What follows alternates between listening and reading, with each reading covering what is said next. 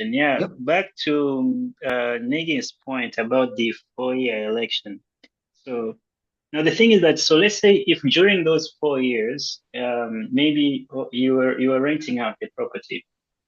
So now when you file for the taxes, are you allowed to deduct the property taxes? Yes, you're definitely allowed to deduct your property taxes. The only thing that you cannot deduct is any fines from the city or any penalties like that. You cannot deduct those. Mhm. So any sort of penalty or fine from a government body, whether it's city, provincial, or federal, you cannot deduct those. Okay, thanks. No problem.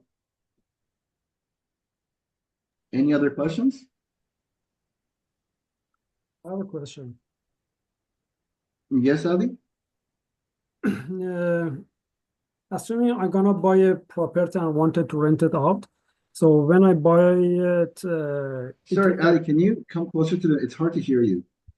okay. So assume I want to buy a property and rent it out.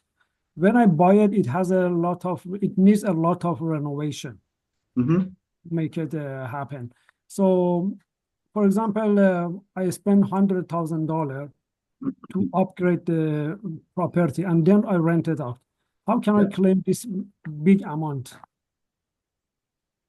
Yeah, so that would be considered capital expenditure, for example. So, um, depending on what it is that you renovated or did, we would add that on to the cost of your property.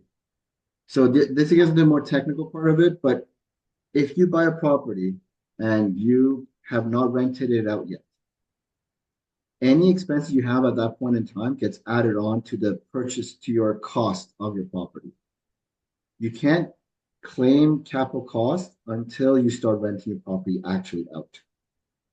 So normally, if you had 100,000, you buy your property for say 300,000, and you include all your expenses, lawyer, legal, whatever, it's 300,000. And you spend 100,000 for your renovations.